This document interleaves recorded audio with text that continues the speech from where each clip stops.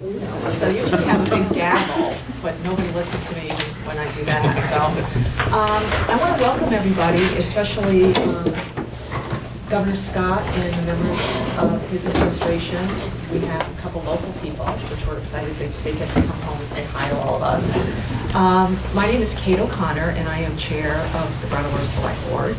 And we're here today because it's capital for the day. And Windham County has been chosen, and the governor and his cabinet have been gracious enough to come and meet with the select board.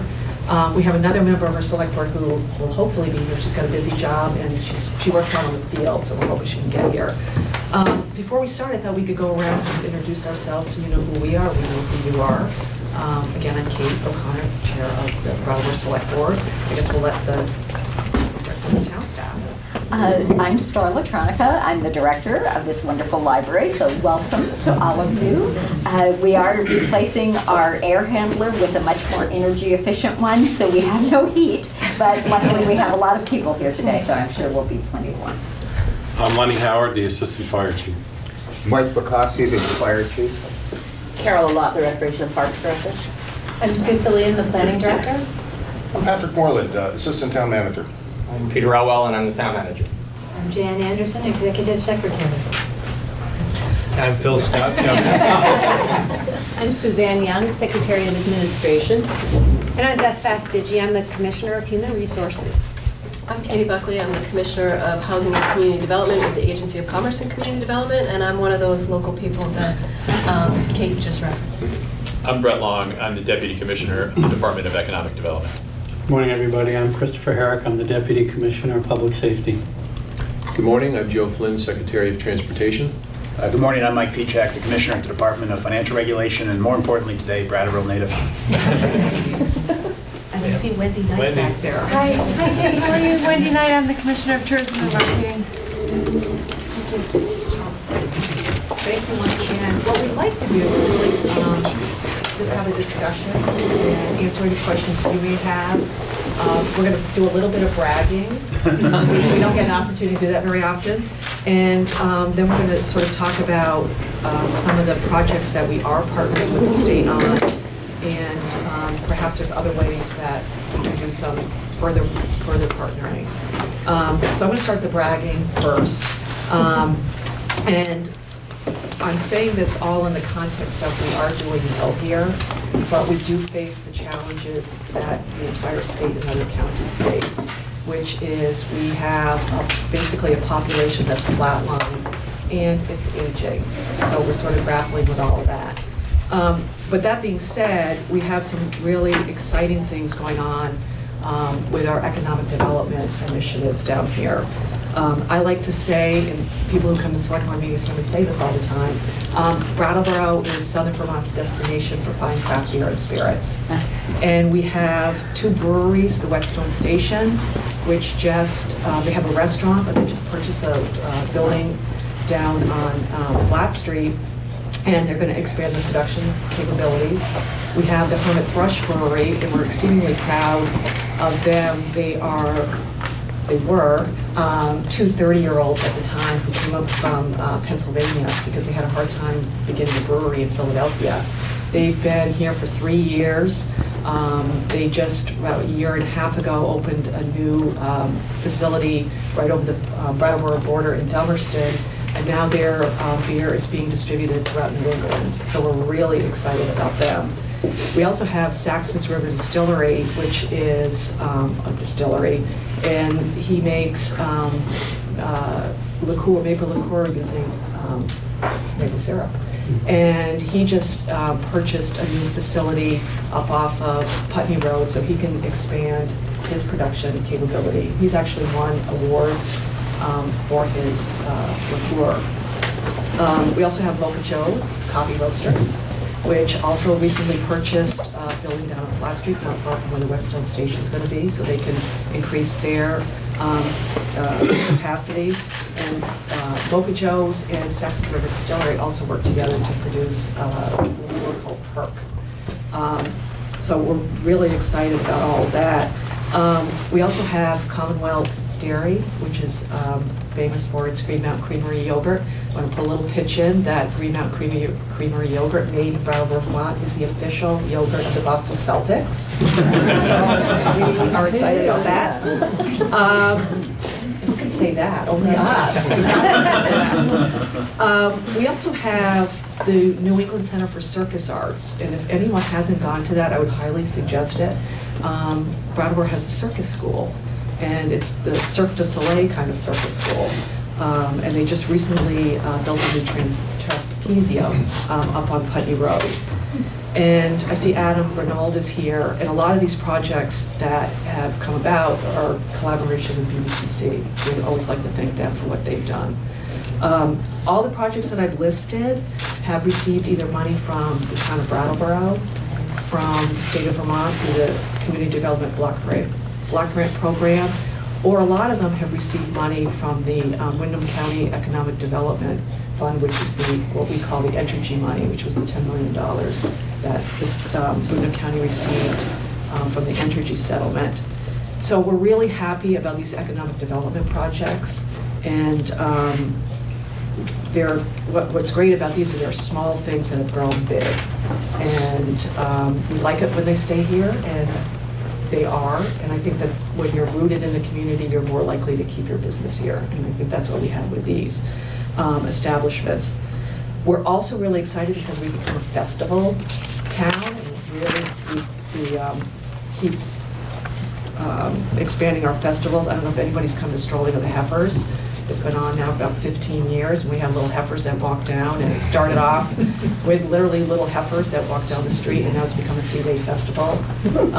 And it brings people from all, over the country. It's really interesting that it's a novelty for people that they're cows. So we like to milk that, that novelty. We also have a literary festival that's I think that's roughly in its 15th year as well. That's a 3-day festival that it was just in October, and it really brings accomplished authors to come, and it brings a lot of people, especially from New York and throughout New England, to come to Brattleboro for the 3-day festival. Because Brattleboro is Southern Vermont's destination for fine craft beer and spirits, we have a Brewers Fest here as well. And one of the newest festivals we have is the Tiny House Festival, which is obviously bring little tiny houses in. And it's not just about looking at the tiny houses, it's talking about sustainability issues. And that's become very popular. I think that has growth potential for our community that we're going to work hard to capture. As I say all of that, Brattleboro is just not, we don't just talk the talk, so to speak, when we're talking about economic development. We see other things that we can do as being a factor in making our community a great place to live. And I think that's why we have the people like in Philadelphia coming up to put a brewery here. It's just not because it's a great place to do business, but we have a social ethic that we strive to live by. And this is a little bit more bragging on some of the energy issues that I think sort of show how, what's important to the people of Brattleboro. And this is a lot of number ones I'm going to tell you folks about. Brattleboro was the first town in the state of Vermont, and I believe still is the only town that has banned the use of single-use plastic bags. So you can't go to a grocery store anymore and get a plastic bag. Paper's your only option. And some of the larger grocery stores in our town have taken that even to another level where they want to even wean people off paper bags and make it so you bring your disposable bags, so you're charged a fee here in Brattleboro if you go to one of the bigger stores and you use a plastic bag. We're also really excited because we are the #1 state in getting people to recycle and compost. 64% of the litter is diverted out of the landfill because of our high recycling and composting rates.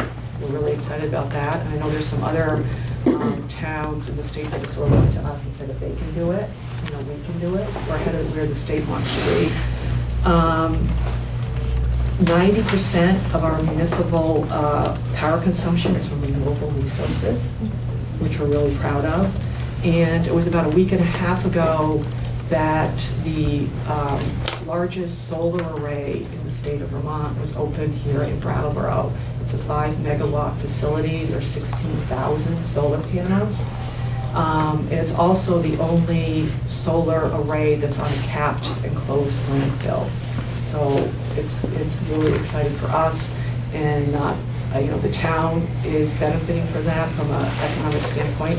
They have to pay property taxes, so we're making some money.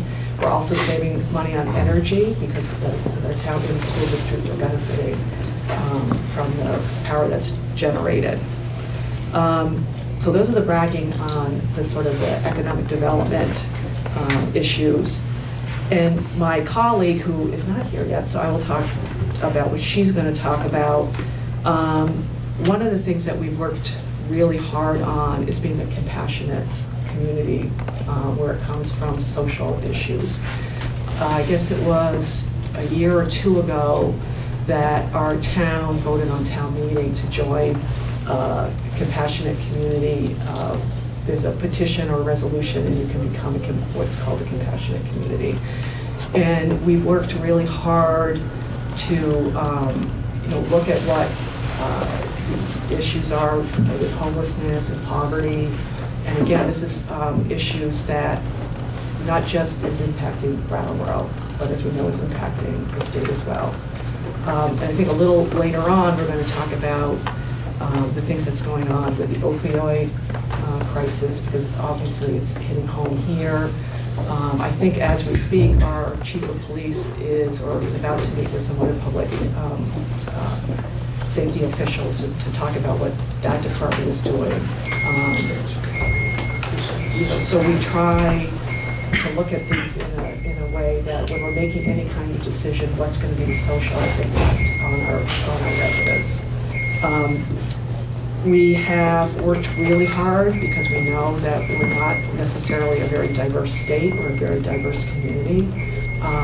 And some of the things that we're doing is not just isolated in town government, it's very citizen-based. We have a lot of citizen groups that come together to talk about how can we make our community more diverse, because if you have a more diverse community, you're a little bit richer, not money-wise, but just richer and a more, you have the thread of everyone that we need to have, so we can see things in a different way.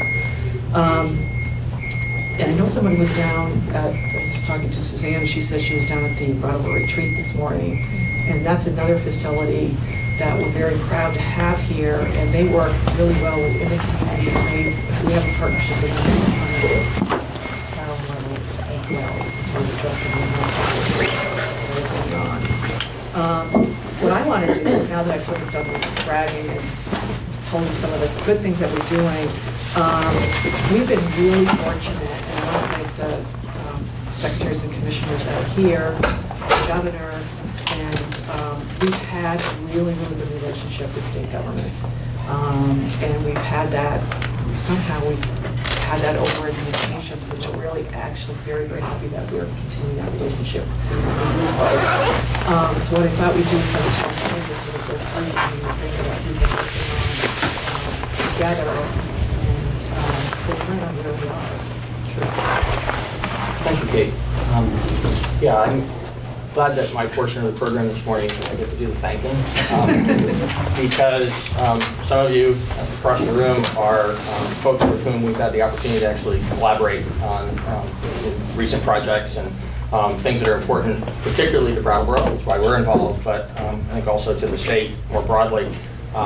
And particularly in our recent work together, ACCD and the Department of Transportation, Agency of Transportation, have been terrific partners to work with. So thanks to the Secretary and the representatives of the department that are here today for ACCD, that you've helped us to accomplish some of those things that have made our community so vital.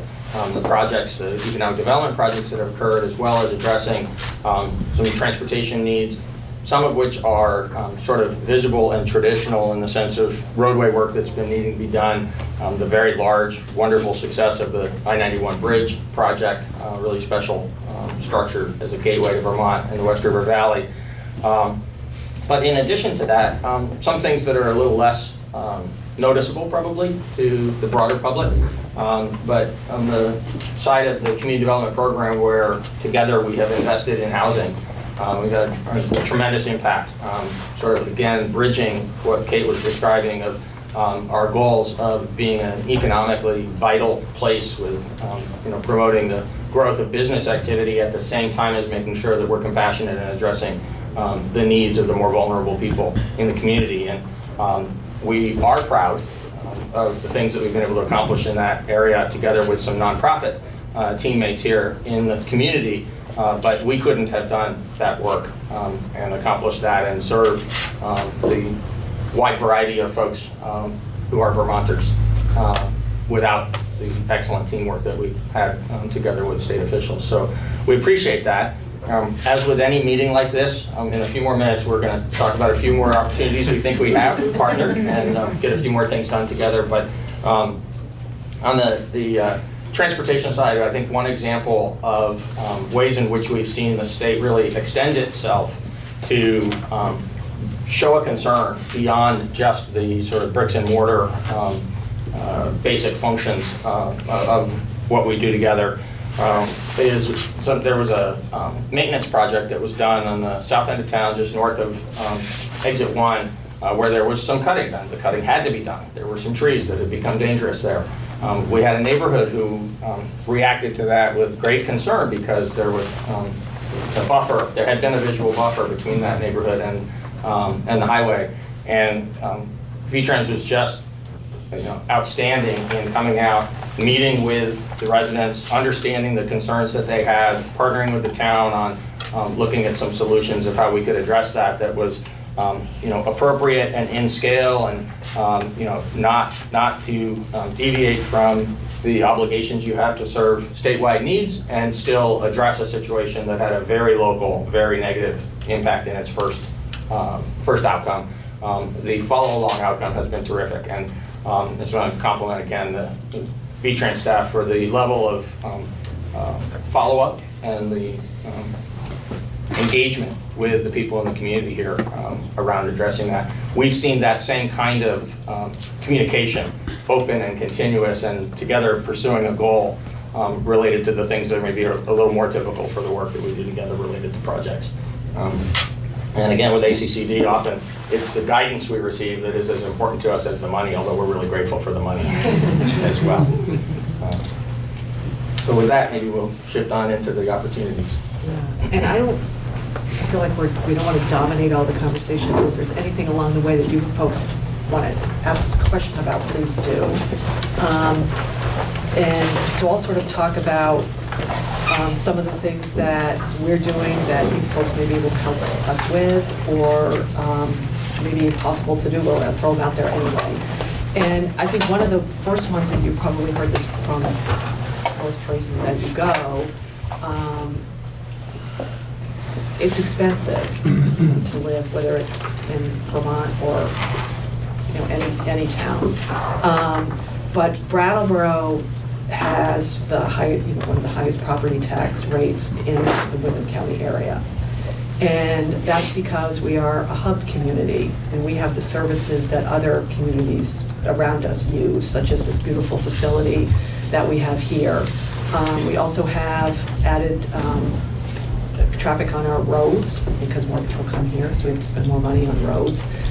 We also have a lot, I don't know if it's 33% or a third of our property is tax exempt. Is that the large part of it? Which includes, the hospital, the retreat, and there's a state building, but we won't blame you folks for that. So we're having an issue, and we know how difficult it is just to say, oh, lower property taxes. That's not a simple task. So what we've done, and Peter can talk a little bit about more of the specifics, we've been working for several years now to get other of the hub communities or hub towns together to see if there's some kind of a solution that we could come up with as a group, which would obviously mean coming to the state and saying, are there other ways that communities can raise money to use to go towards operational services? We know that's a difficult thing. We also very much realize that there's politics involved in that it's going to be hard for some people to say, yeah, we'll let Brattleboro collect money from something, but another town can't. We can't have a toll. We thought of that, having a toll to come to Brattleboro. So we know that there are challenges, but we are, and again, I'll shoot it over to Peter to tell you sort of what he's been doing through the League of Cities and Towns with other towns that are like ours. And it's not simple, and we know it's going to be creative, and it may take a long, long time. We've been working on this now for like 3 years. And we're still like here, so we're not there. We'll introduce Brandy Starr. My delays. Brandy's the vice chair of the select board. And we're talking about regional hub issues, and I was going to throw it over to Peter to talk about what he's been doing with other town managers around the state. So one thing I want to stress about the regional economic hub issue is we did originally, when we got working on this in Brattleboro several years ago, we were originally thinking that the main impetus of this needed to be working with state officials to try to get some additional flexibility in raising revenue and some additional support from the state in ways that are specific to hub communities and some of those special responsibilities that we have. We think it's a double-edged sword. Along with that comes some of the other things we've been talking about positively today, the vitality and the fact that we are a place where festivals occur and that sort of thing because of being the center of our area. But there are additional burdens that come with that as well. And probably the greatest of that is the degree of tax-exempt property that exists. So while we're all, as municipalities in Vermont, so very heavily dependent on the property tax, those of us who are in HUD community situations where we've got a lot of tax-exempt property, there's a greater burden on the other property owners, particularly residential property owners, as compared to people who live in the outlying towns. So we looked on this initially as a real revenue-focused issue, and we do still believe that's important, and that will be part of this conversation as it goes forward. What we found as we've dug deeper into it is that there's actually a lot that we can learn from each other as hub towns. So in what's organizing now through the Vermont League of Cities and Towns, there's going to be a coalition of hub towns around the state that are working together around these kinds of issues. And it will be as much to learn from each other about best practices, who's doing creative things in addressing, again, those special opportunities and special responsibilities that come with being a hub town. In the good spirit of Vermont independence, we want to make sure that we're doing everything that we can do within the current framework for ourselves before we make an ask. But we're likely to make an ask in future legislative sessions for some additional flexibility. Kate was talking about the potential political implications of that. What we'll be asking the state to consider is allowing local governments to use some additional tools that aren't available to us yet in raising revenue and addressing needs in ways that if a local select board decided to actually seize that opportunity and impose a new fee for this or a new tax for that, the political implication would be for the local elected officials who would have made that decision. And so we're just asking the state not necessarily to provide additional funding for hub communities, but to provide some additional flexibility to us, recognizing that we do have circumstances that we deal with that some other communities don't. One other thing that's been really interesting to me, and I'm sure probably doesn't come as news to you, as you get around the state and work with lots of different communities, but as we've opened up this conversation in the League of Cities and Towns, we found that there's a pretty wide variety of communities that consider themselves to be hub communities. And so we've got a big tent in this conversation within the League. There's room for everybody who feels that they've got some of these special opportunities and special obligations. And some towns as small as 2,500 or 3,000 or 3,500 folks are in the conversation because of the fact that they're in parts of the state where they are surrounded by even smaller communities. And while their downtowns are not Brattleboro's or Barry's or Rutland's or other Bennington and other larger communities that would more obviously be a hub town, they are in fact the hub for their part of the state. And in fact, there are activities going on in their communities that are supporting the health and welfare, economic vitality of the places around them. So it's a conversation that's really just beginning for us in the league structure.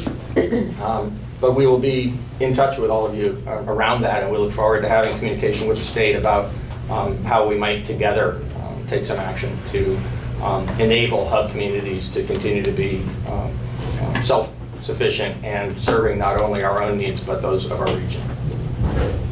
And one of the challenges that, in addition to just being a hub town, we're also a hub town that borders New Hampshire. And we do collect the extra 1% on the meals and rooms tax, but we don't have a local option sales tax for that reason. And it's a constant debate in our town.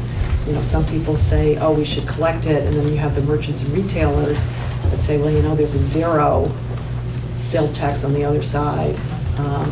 It's not 0 to 1, it's 0 to 6 right now, and it could be 0 to 7 if we increase it to 1. So that's another, you know, that option is available to us, but is it an option because of where we're located that we should take?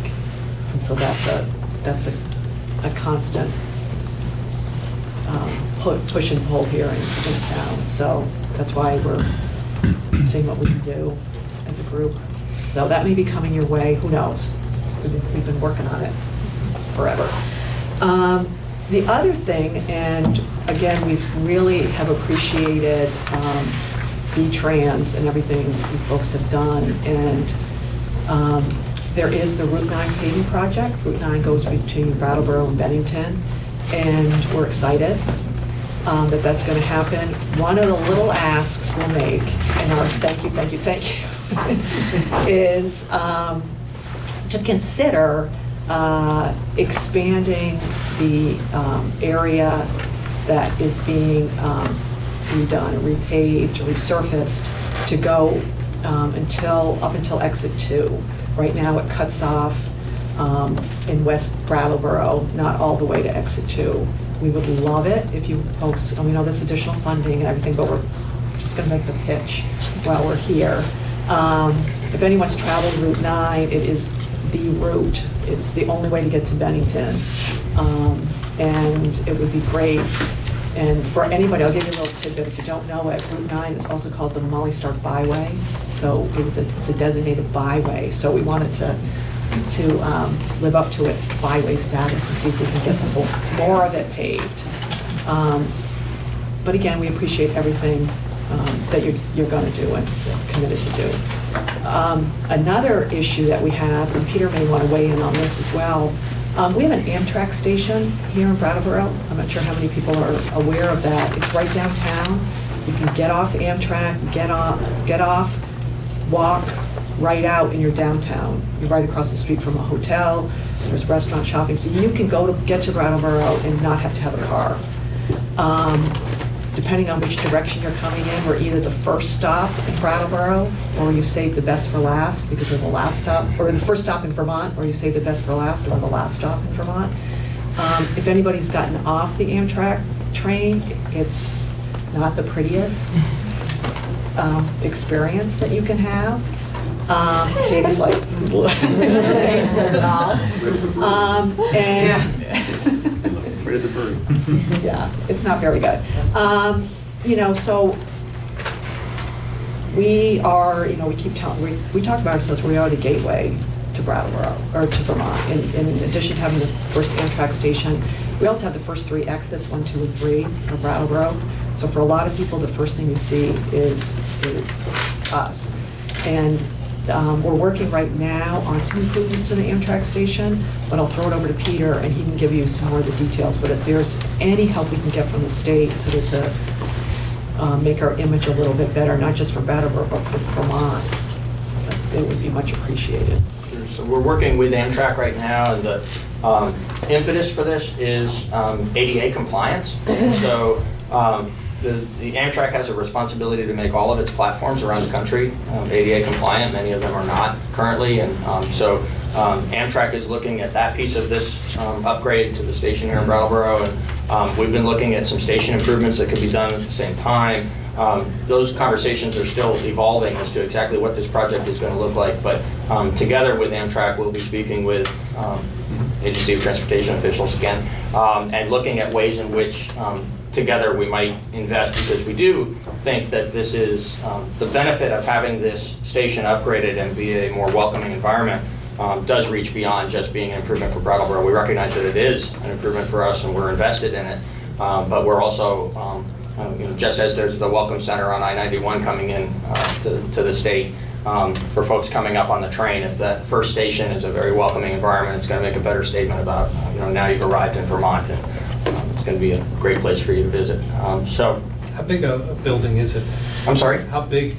It's actually, the train station portion itself is a very small part of what is a historic train station that's been here for over 100 years down at the south end of the Main Street area. And so the bulk of that building has been used since the 1970s as a museum. It's become a very fine museum, the Brattleboro Museum and Art Center. Great success in terms of saving a historic building and repurposing it. Down in what had been sort of the basement of the train station when it was a much more active train station decades ago, is where the current Amtrak station is today. And we're working together on how that might shape up into the improvement that we're going to be doing. And it's smaller than this space. I think it is. It's smaller. No bigger. Yeah, no bigger than this space. So we're not talking, over, some gigantic thing. It's just, it's a space. And to tell you how bad it was, they were literally going to flea markets and buying chairs. I mean, this is how bad this thing is. You go in and who knows whose free chair you're sitting. So it's an issue for us. Peter, correct me if I'm wrong, but I am somewhat familiar with this, and I think part of the conversation also is about relocating slightly south down in the proximity of the fuel yards where the Hinsdale Bridge project is coming over. And I believe that this conversation, at least in some quarters, is wrapped into that bigger project. Right, so I think in some quarters is the important part of that sentence. So there's a lot of different ideas that have been shared, and it hasn't gelled yet into something that it looks like a proposed project yet. Right. But I know that Amtrak officials are reaching out to VTrans. I've seen, and we're looking forward to having us all be engaged together and sort of defining what shape it's ultimately going to take that's going to work best for everybody, for the state and the town, for Amtrak. Move the location. You're not talking about just renovating the existing space and... It's uncertain yet as to what's going to actually work out best for all the parties. That's one prospect, Governor, because there's a brand new bridge that's going to be built from Hinsdale, New Hampshire, right across the river, just south of this location now. And we're also working with the West River Committee on rec path under that, and there's some, we've made some agreements with the town as far as us taking the road and not asking the town to take a portion of that. And there needs to be some land acquired, I think some additional land from the fuel dealer. So it is, to your point, there's a lot of moving parts there, but certainly I've seen enough email strings regarding this. Bill Hollister is on it. From Amtrak, and I would agree that whether it's the last stop leaving Vermont or the first thing you see coming to Vermont, it's an ideal location for some improvement. What that ends up being, we're still putting the recipe together. Right. Yeah. Exactly. Thank you. Yeah, and I would say the same sort of process has gone on related to Putney Road here in Brattleboro too. So it's, again, back to the thanking portion of the meeting, what's been really rewarding in the work that we've been doing together on a number of these different projects is taking things from ideas or even really just the problem stage. So you've identified this needs attention, and then working together to figure out, from the many ideas around these things, what makes the most sense, what's going to make the most economic sense, be an appropriate, efficient use of public funds, whomsoever's public funds those may be. And then, in terms of addressing state needs and town needs, and sometimes a third party like Amtrak in this situation. We've done some interim things together to improve the safety of Putney Road while the state continues to plan for a very major upgrade there years to come. That's another example of how the relationship has been a really effective one.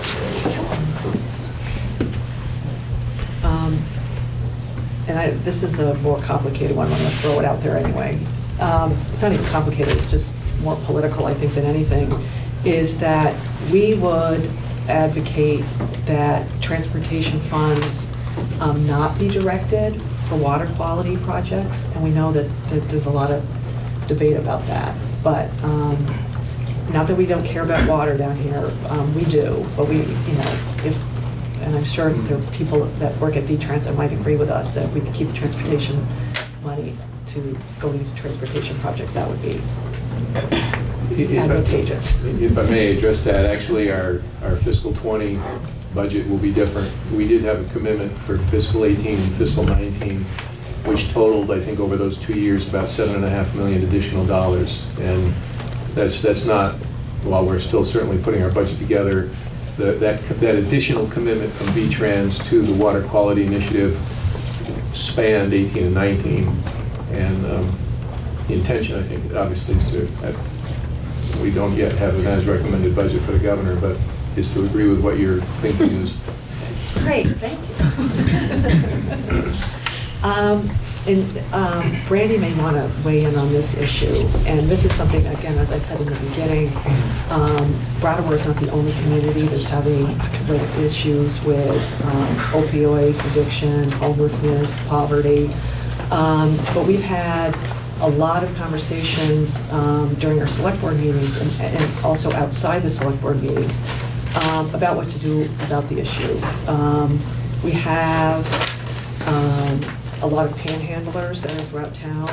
A lot of them are downtown. And it's a very visible problem. And when it's visible, I think you get, obviously you have more conversation. If you can't see it, nobody knows it's there even though it's happening. We have the Brattleboro Police Department. I'm going to compliment them, and I've complimented them when they're here, so I'm not just saying it behind their back, but they've taken a very compassionate approach to how they deal with the people that are either living on the streets or having issues. And I'm going to let Brandy tell you about some of the programs that they're doing. But what I think we need, not only as a town, but other towns would need the same thing, is continued support or even more support from the state on some of these issues, because we can't do it alone, and it's not just within the borders of every town.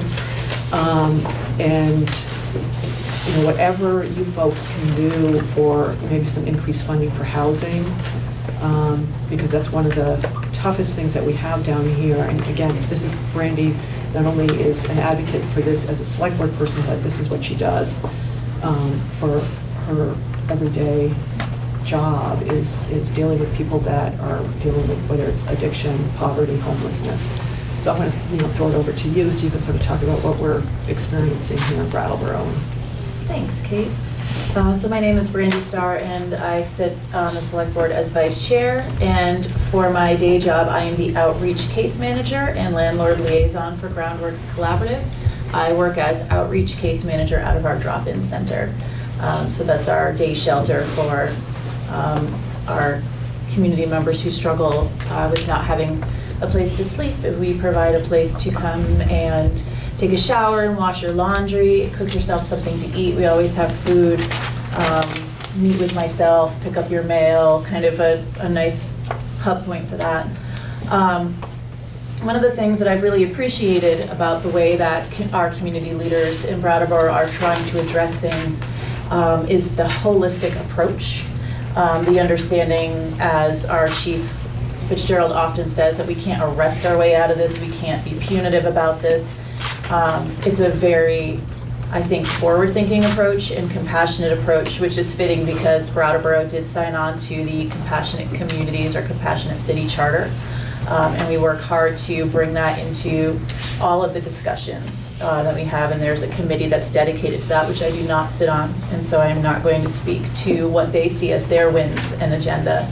But I can say that what I have noticed about our law enforcement approach is, for example, Chief Fitzgerald started something called Project Care, which brings a social worker, police social worker, an officer, somebody from Turning Point, which is our local recovery center, and outreaches to struggling members of our community, making it clear to them that they can come to the police station and surrender paraphernalia and without recourse of any kind outside of an opportunity to meet with somebody who has been there, somebody who's in recovery and who could help facilitate getting them into a program if that's what they're ready to do.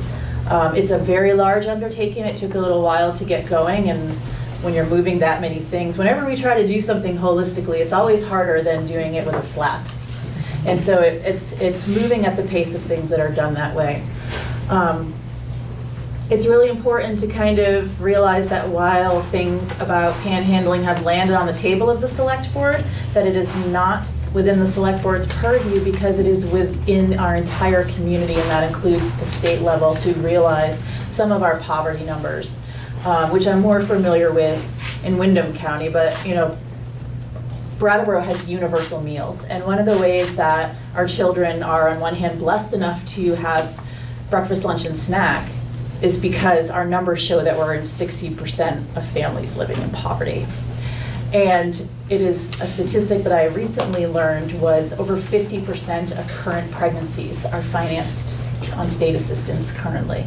So all of these, what I would call kind of byproducts, addiction to opiates, asking for money on the street, becoming, staying in housing situations that are unsustainable, chronic homelessness, are really just byproducts of the fact that we are entrenched in poverty. Many of our neighbors are entrenched in poverty. And so it's really important that our police department be taking these holistic views. And it's also really important that we wrap as many community members into the conversation, and that is in our smaller community of Brattleboro and also our wider community of the state. And how are we supporting people who are in these unsustainable situations? And it's not through law enforcement, and it's not through punitive legislation. And so it's really, I appreciate very much the duality of my positions in this community. Randy sees it from all the different angles. And I think after the meeting up at the Brattleboro Police Department today, I think when you folks hear back from that, I think you're going to find that we try really hard here to take, as Randy said, a compassionate approach. But it's got to be something that we can, solve, or at least, nothing is ever going to be 100%.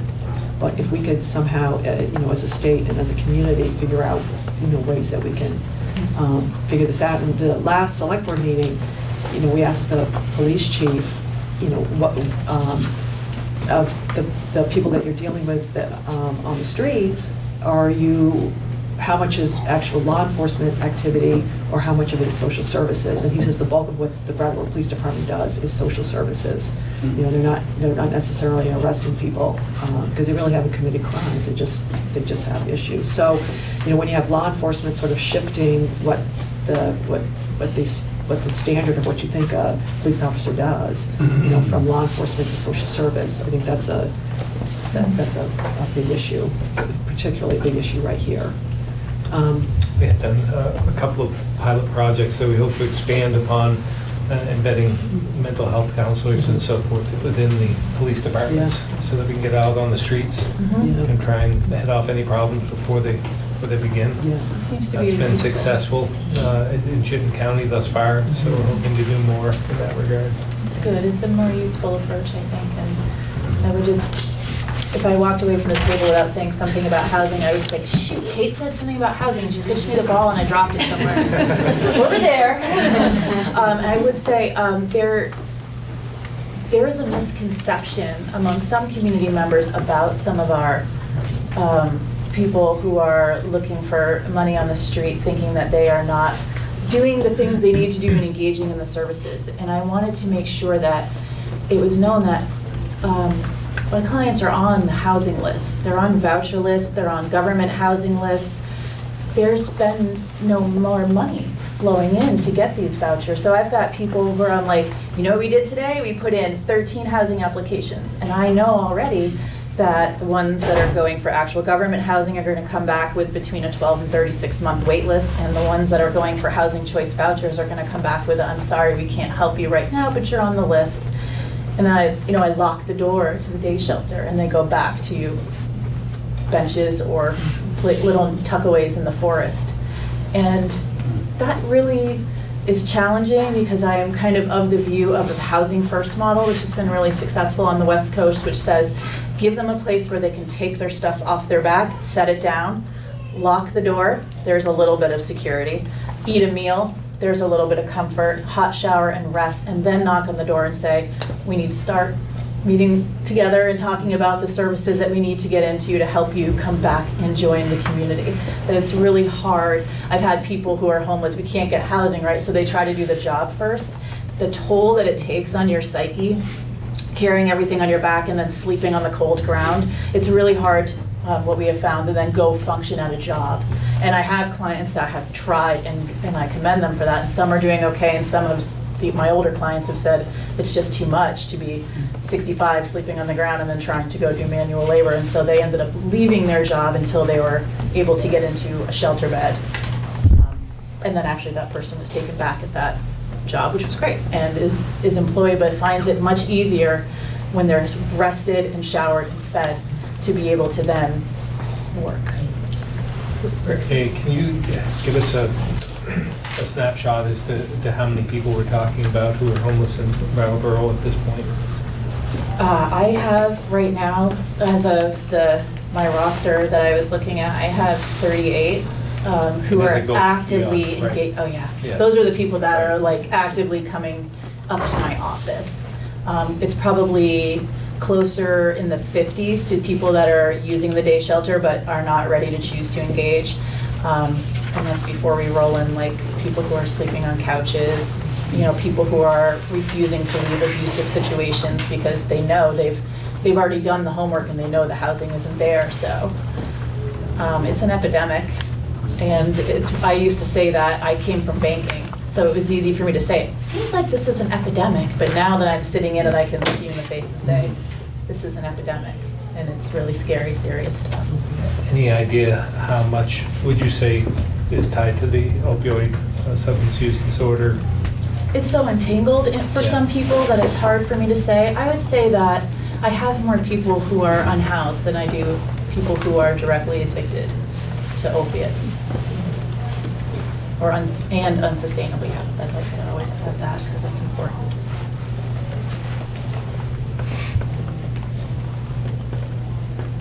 And I think a part of what we experience here in Brattleboro is you just think, oh, it doesn't happen in our community.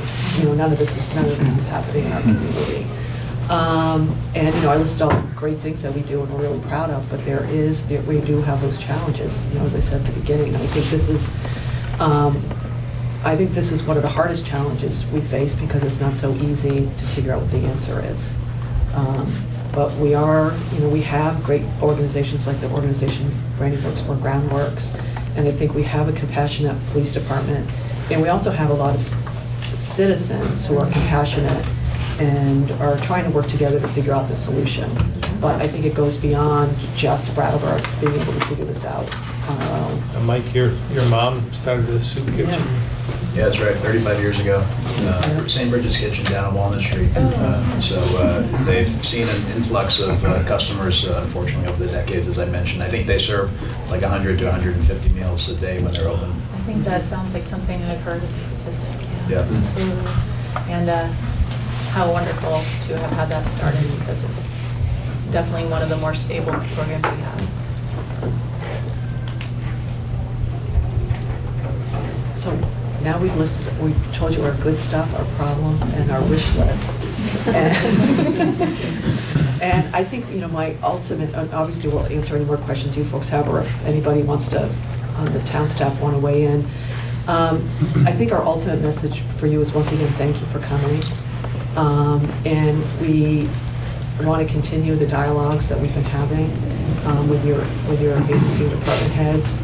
And we also, if we can be helpful in any way on sort of spreading the message of the interesting things we're doing down here, our number one, we're the #1 composters, and we have the solar array, and anything that, whether we can talk about our experiences, or if there's something that we can do to be part of a larger discussion, we as a town would welcome that opportunity. We're not shrinking violets down here, so we're happy to offer our You opinion. didn't mention the ski jump. Oh, yeah, I forgot about the ski jump. We do, we have like People invited. ski jump, yes. I know. Dance that's- festival. Yeah, that's a good festival. Yeah, if anyone doesn't know it, we do. I think there's, it's hard to believe that there's an Olympic-sized ski jump in the town of Brattleboro. And every February, there's a 2-day tournament, and they get skiers that are, Olympic and international competitors. So I'll put that in if you haven't, now that the governor reminded me, come down. Well, we really are trying to leverage all the assets that we have in the state, and our recreational opportunities is something that are attracting a lot of people. We need to grow our workforce. We know that. There are fewer people working today than there were back in 2009. That's our problem. Our population is stagnant. We were up in the Northeast Kingdom for a capital for a day. We were talking about the workforce challenges up there. And what I thought was interesting was, because I go all over the state, and everyone's looking for employees, right? I mean, you just can't find people. So whether it's Mac Molding or GE Aviation or UTC Aerospace. So UTC Aerospace in Virgins is looking for 150 people today. I mean, 50 engineers. Starting salary is like $100,000 a year.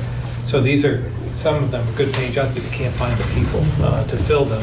So we were up in the Northeast Kingdom, and we had a group together, and we were talking about workforce challenges, and one of them was hiring engineers. And I said, well, you must be facing the same thing. And they said, we don't have any problem finding engineers. And I said, well, you should let us in on your secret, because everyone else is having trouble. And they said, what we do is every time we have an opening for an engineer, we put an ad in the mountain bike magazine, and we fill it like that. And it's just amazing. People just want a reason to come to Vermont and to understand what we have for opportunities.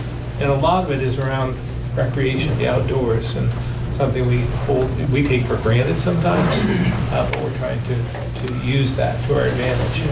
No, that's exactly right. The fact that I forgot about it says I take it for granted. Well, the remote worker program, that was something the legislature had put forward, and I wasn't sure how it was going to work. It's that $10,000 credit, and we took some criticism for that as well, because many people said, I've been living under this burden of high taxation and trying to slog it out here in Vermont, and how about sending me a check for $10,000? But when you think about that, we had over 2,000 inquiries about that, the program. It's very successful, and it's little money in some respects when you think about it, because the payback is very quick, and within a year or two. And so I think we as the legislature and we as the administration should look at that and see if there's any way we can bring more people in, because that's part of the answer, is to fill the workforce so that they are utilizing services, buying products, having families, real estate, and paying taxes. So this all works together. And that's why we like to use, and the Hermit Thrush guys get sick of it, but to me, they're the example of, two guys when they were less than 30 when they moved here, but chose to come to Vermont and come to Brattleboro because they knew something about us, and they said that's the kind of environment that we want to be in, and so. Well, you have a very diverse county in so many different ways, and there's a lot to be proud of. You just need to build upon that. I mean, some of the staples that you have here and what you're known for is something to be proud of, and I know there's a lot of pride in this community, and we just need to build upon that. And again, trying to think about the entire state. Chittenden County's doing okay. They could be doing better as well, but they're doing okay. It's the other 13 counties that I'm most concerned about. And when you look, we go to Rutland, we go to Bennington, we go to Brattleboro, we go to Springfield, we go to Newport. Everyone has the same story. that we need to grow this economy, and we need to do more. And again, when you see the population actually decline a bit, and we're aging, and there's fewer people working today than 10 years ago, and the birth rate, again, the death rate is exceeding the birth rate right now. That's concerning. So we have to, regardless of all state elected officials, should be focused on workforce development and trying to bring more people to the state, more families. We agree. Yeah. We agree 100%. So if there's something we, as a community or as a select board or as a town government can do, we want to be part of that. Well, certainly, housing was mentioned, and something that we identified early on, and the legislature agreed and worked together to provide for that 35, which turned out to be a $37 million housing bond. It'll leverage another $65–70 million to have the single largest investment in housing Vermont has ever seen. So we went down Snow Block as one recipient. And it's great to see that that's starting to work, because that's a really interesting project when you think about that on Flat Street. It has that historic kind of look to the building, but it's certainly a 21st century building and highly efficient. So when we think about investment in housing, we want to make sure that people can afford to stay there after. It's not just building it, it's being able to make it economical in the future. So having the heat pumps for heat and cooling and solar arrays on the roof and so forth, transitioning away from fossil fuels, it's just all makes sense. So we need to, again, do more of that. We're happy to be the guinea pigs. Anybody want to try something? I would just like to chime in to say that we have the opportunity to work in economic development all over the state, and you all are very lucky. I missed Adam before he left, but you have a great resource in BDC City, and they're doing great work, not only in the economic development, but also in the workforce development efforts that they're undertaking.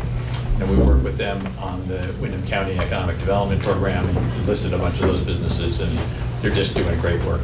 Well, yeah, when you think about again, the staples, the traditional businesses, Sosimo, let's see, Chroma, and so forth. But then you look at some of the others, like the circus program. I went to see that a few years ago, and it's just really interesting that there's a business related around it to that. One of my first, I did this Vermont Everyday Jobs tour when I was Lieutenant Governor. Did 35 jobs throughout the state, everything from beekeeping to distilleries to emergency rooms to teaching second grade and so forth. It gave me a real feel for what was going on in Vermont, and really working in the shoes of others was important. But the first job that I went to was here in West Brattleboro with Doug Cox. Oh yeah, he's a great guy. Yeah. And again, a very niche market, but known throughout the world for quality and craftsmanship. And so again, we have those, and you just build upon them and showcase them. Because it makes us Vermont. Yes. The sort of, I don't want to say quirky, but the unique. That's a nicer word. Is there going to be time for any questions, or is this not? Are you afraid of us? Because we have 3 minutes. I promised to get the governor out of here, so. Sure. What's your question, Have you got Ali? one? What are you going to do to protect trans people's rights in light of this memo? Yeah, it's really discouraging when you see what's happening on the national level, especially in regards to human rights. And we in Vermont adhere to our motto, freedom and unity. And what somebody decides to do themselves is their own business. It's part of our freedom and right. So we'll do everything we can to protect that. We push against it. Again, pushed against it when they had decided to, in the military, took a stance against that. And we'll continue to do that. We have a strong congressional delegation, which is highly effective, and we've been working along with them to do whatever we can to push back. So we'll continue to do that. it's nice that you're talking about building jobs, but you vetoed 13 bills, and those bills would have really helped our families. And you may not agree with me, but I am raising a 16-year-old and I am low income. As I'm sure you know at this point, I also have suffered 2 losses from the overdose crisis that we currently have in our state.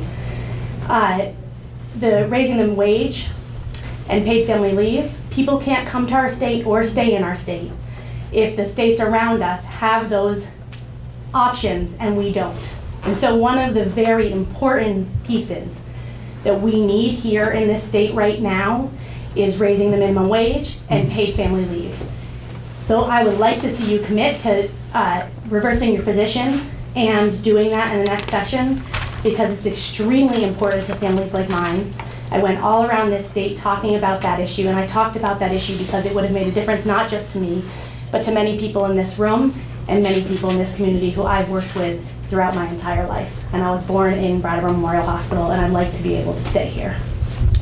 Well, again, you only have to look across the river in terms of the minimum wage to see it's $7.25 in New Hampshire. It will be $15 in Massachusetts in just a couple of years, and in New York. But our largest border, the businesses are struggling along that border, as you well know, if you went up and talked with all of them, all the way up through the Northeast Kingdom.